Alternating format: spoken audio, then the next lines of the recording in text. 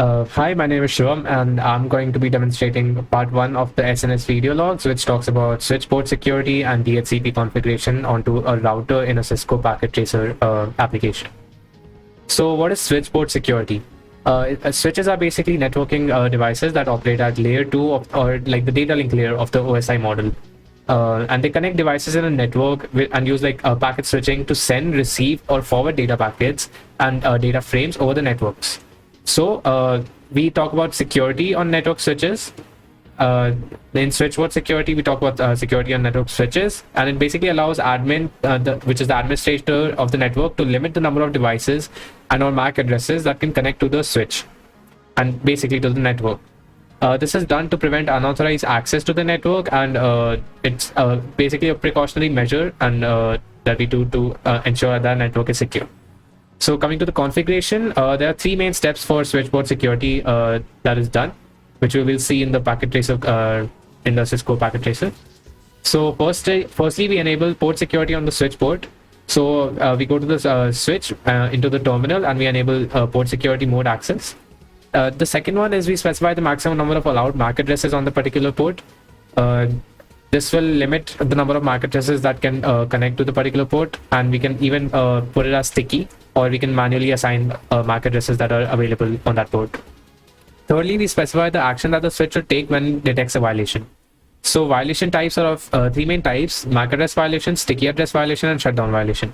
So in MAC address violation, when a new MAC address is detected and it exceeds the configured limit, this is when MAC address violation takes place. And this can be done when the MAC address is manually assigned on the port.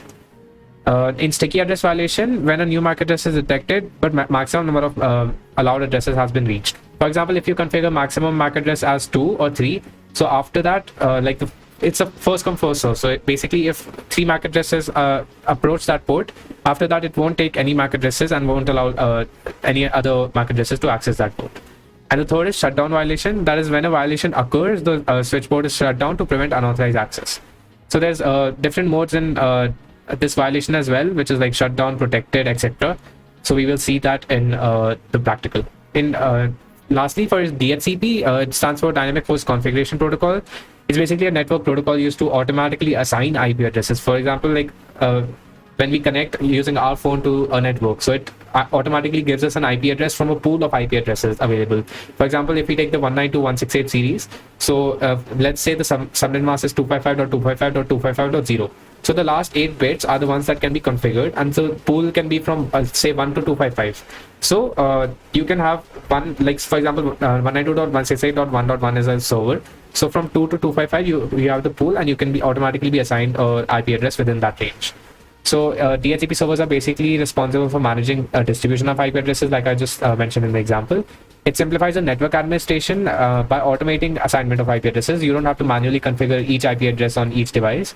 And it also eliminates the need for manually assigning, which I already mentioned. So now we open our DHCP and switchboard security. So here we have taken a particular router. We've got this switch here. We've got a few PCs over here. Our focus is towards DHCP and switchboard security. So basically, you have a router where you've configured IP address.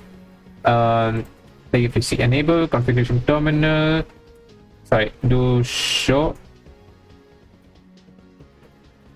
and then you have IP, show IP. You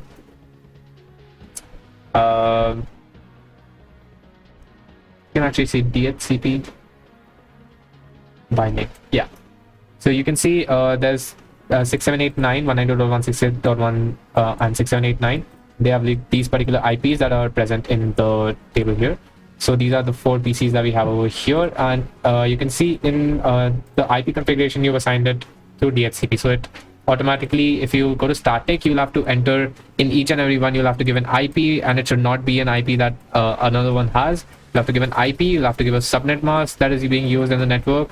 You'll have to give default gateway, which is basically the router's IP address, and the DNS server is here, which basically gives you a website that you can go to. So DNS server is basically if you ping nu.com it'll give you that 192.168.1.2. It basically gives you you can have a website name associated with an IP. So that's what a DNS server does. So DHCP is basically configured in this way, where you can just automatically get an IP address. It'll request an IP address and provide you with a DHCP request. So the setup for that is pretty much easy. You go to your router, you go to the configuration terminal, and you enter the interface, which is fast Ethernet. Over here we're using fast Ethernet 0/1, and here you will configure IP address. You'll add the IP address that you want to assign, which is 192.168.1.1 for this router, and the subnet mask. You'll do no shutdown, which will enable the line. Then you go to DHCP,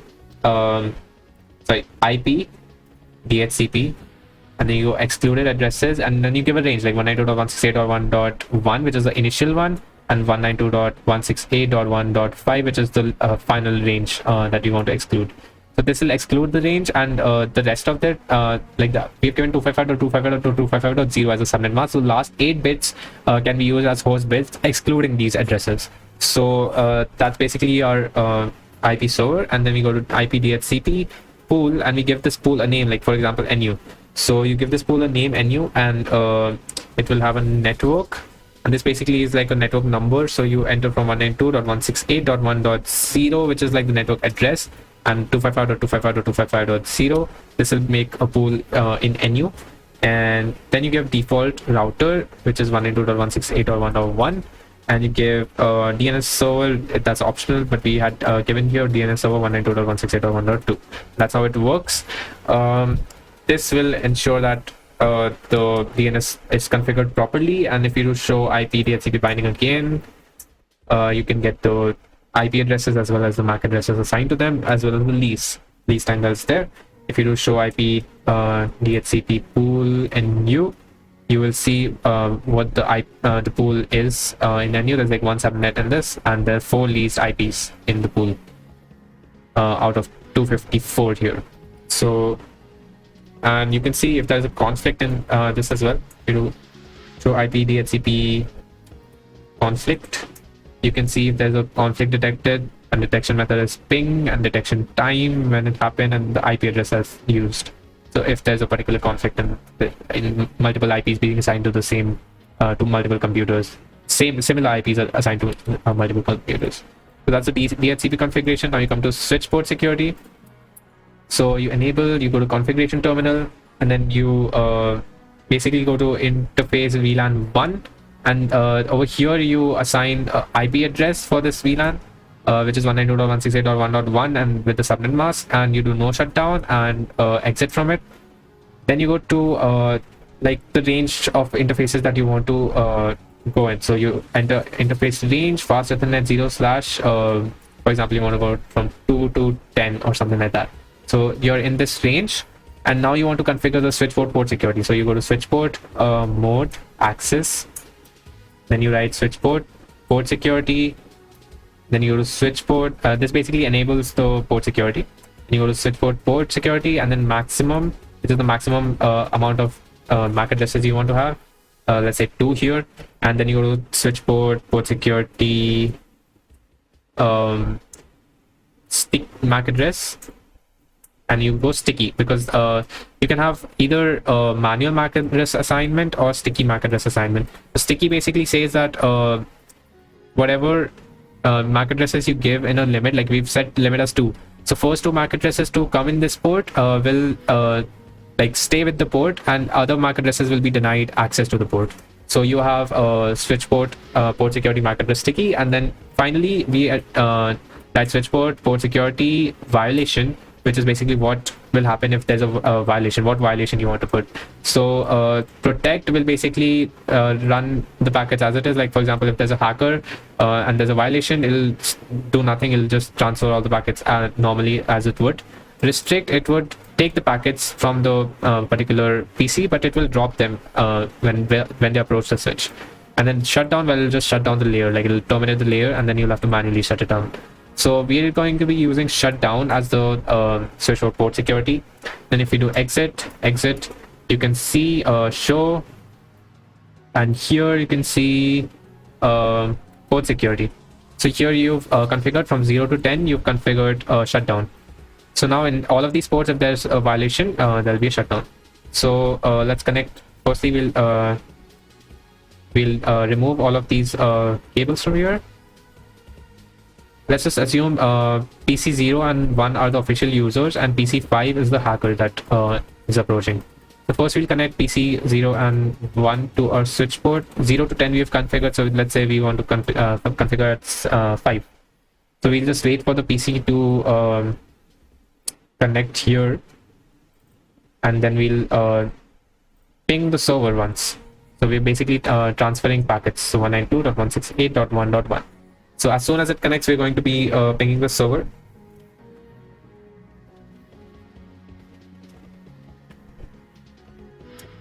And as you can see, it's connected. We'll ping the server. We'll first check and time out your request in the first one.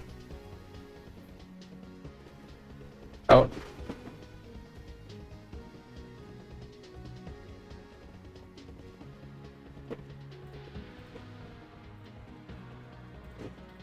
Sorry, I had to assign it an IP address first, and it's DHCP. Now you can see there's a reply from the server. And if you go to switch, you can see show MAC address table. MAC address table. And you can see faster than 0/5, there's a static type of configuration, and it's showing you the MAC address. So this MAC address is being used, and it'll stick to this particular port. Now if we remove this connection and we add PC1 to our port number 5, so this is the PC that we're using. This is one IP that we have assigned. This is the hacker PC that's going to come into the network. We're going to go into command prompt and we're going to write, first we'll check the IP address, because right now it's randomly assigned. As soon as it connects, we will assign DHCP configuration. Here it will request IP address. We'll get an IP address 1.9. You go into command prompt and you do ping to 192.168.1.1. You'll get a reply, and it'll show you. First, we've got like this MAC address. If you say do it again, you'll see like these two other MAC addresses now. So it got 534.e and it's got this MAC address, and it's put it statically on this port. So these are on VLAN 1 and these are statically on this port. So like they won't change. It's there. It'll always be there. Like it's not dynamic. So now if you go to switch port and you connect the 5th port with the hacker PC, the hacker is dangerous. You connect the hacker PC, but you set a limit that there's only 2 PCs that you can connect. You can't take more than 2 PCs on one single port, and that's set for port number 0 to 10. For example, if you have this PC as well, let's connect this PC on fastness 0/3. It's basically to test if it's able to communicate with the server or with the another PC. So firstly, we'll assign it a DHCP address. So here we give it a DHCP.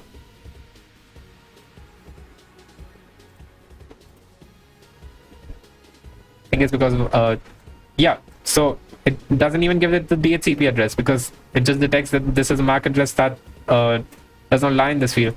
It basically shuts it down. So to enable this, you got to go to configuration terminal, interface, pass Ethernet 0/5, and then you do no shutdown. So you do shutdown and then no shutdown. This basically enables this particular line. So basically, this is the hacker PC that we've connected, and if we go to switch port security and we do shutdown, so even if it tries to get an IP address, it shuts down the entire thing. Like if you go to the DHCP configuration and if you type in particular IP address, it'll shut it down. So for example, let's just take a static IP address in this one. Let's go with 192.168.1.70 and then this address 192.168.101 and DNS server. Let's just leave it as it is. So we've assigned a static IP to this one. Suppose the hacker even gets a static IP, the server just denies it. The server will not let this hacker take part in this thing, and the switch port will shut down automatically and it's not able to communicate at all. So this is basically what happens when you connect MAC address which is more than 2 to a port security which is set as maximum MAC address is 2, and it will shut down the host if the violation has shut down. So this is basically the demonstration of the first part of SNS packet.